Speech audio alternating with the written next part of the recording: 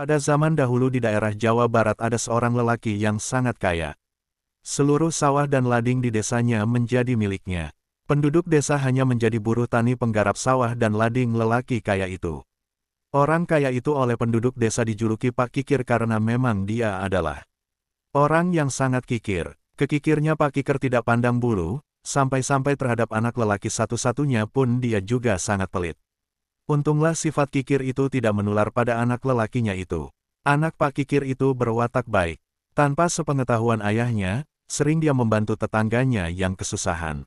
Menurut anggapan dan kepercayaan masyarakat desa itu, jika menginginkan hasil panen yang baik dan melimpah maka harus diadakan pesta syukuran dengan baik pula. Takut jika panen berikutnya gagal, maka Pak Kikir terpaksa mengadakan pesta syukuran dan selamatan semua warga desa diundang oleh Pak Kikir. Penduduk desa mengira akan mendapatkan makanan yang enak dan lezat dalam selamatan itu. Perkiraan itu meleset, ternyata Pak Kikir hanya menyediakan hidangan ala kadarnya, itu pun tidak cukup untuk menjamu seluruh orang yang diundang. Banyak di antara undangan yang tidak mendapat makanan. Mereka akhirnya hanya dapat mengelus dada atas sikap Pak Kikir yang lagi-lagi terbukti kikir. Sudah berani mengundang orang ternyata tidak dapat menyediakan makanan. Sungguh keterlaluan, buat apa hartanya yang segudang itu. Tuhan tidak akan memberikan berkah pada jartanya yang banyak itu. Demikianlah pergunjingan dan sumpah serapah dari orang-orang miskin mewarnai pesta selamatan yang diadakan Pak Kikir. Pada saat pesta selamatan sedang berlangsung, tiba-tiba datanglah seorang nenek tua renta yang meminta sedekah pedea Pak Kikir. "Tuan, berilah saya sedekah, walau hanya dengan sesuap nasi," rintih nenek tua itu. "Apa sedekah? Kau kira untuk menanak nasi tidak diperlukan jerih payah? Berilah saya sedikit saja dari harta tuan yang berlimpah ruah itu. Tidak, cepat pergi dari sini, kalau tidak aku akan suruh tukung pukulku megajarmu." Nenek itu nampak mengeluarkan air mata. Demikianlah nenek tua itu tidak mendapat sedekah tetapi malah diusir secara kasar oleh Pak Kikir. Dia segera meninggalkan halaman rumah Pak Kikir. Melihat kejadian itu putera Pak Kikir sangat sedih.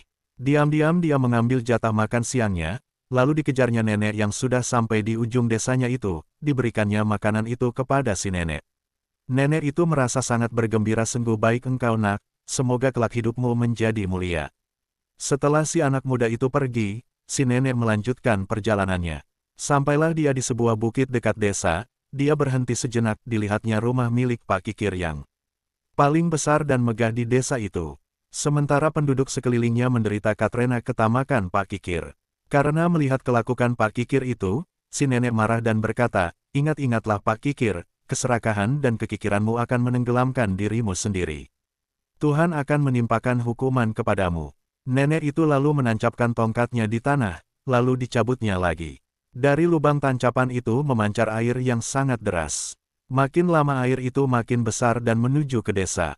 "Banjir! Banjir!" teriak orang-orang desa yang mulai panik melihat datangnya air bah dari lembah itu. Anak Pak Kikir segera menganjurkan orang-orang agar segera meninggalkan desa dan lari ke atas bukit. "Cepat tinggalkan desa ini, larilah ke atas bukit yang aman. Tapi sawah dan ternak kita bagaimana? Kalian pilih harta atau jiwa? Sudah tidak ada waktu untuk membawa harta lagi." Anak Pak Kikir yang bijak itu terus berteriak-teriak mengingatkan penduduk desa, lah juga membujuk ayahnya agar segera keluar rumah. "Ayah, cepat tinggalkan rumah ini, kita harus segera keluar menyelamatkan diri." "Apa, lari begitu saja? Tolol, aku harus mengambil peti hartaku yang kusimpan di dalam tanah dulu." Karena tidak ada waktu, anak Pak Kikir segera berlari menyelamatkan diri, sementara Pak Kikir terus mengumpulkan harta bendanya.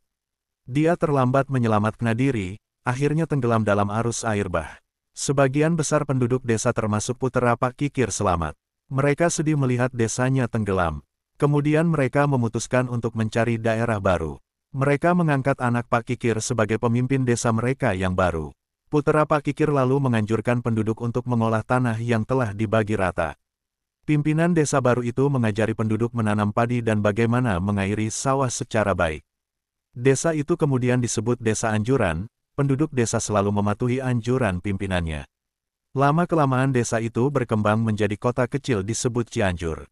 Ci berarti air, Cianjur berarti daerah yang cukup mengandung air. Anjuran pemimpin desa dijadikan pedoman para petani dalam mengolah sawah. Maka sampai sekarang ini beras Cianjur dikenal sangat enak dan gurih.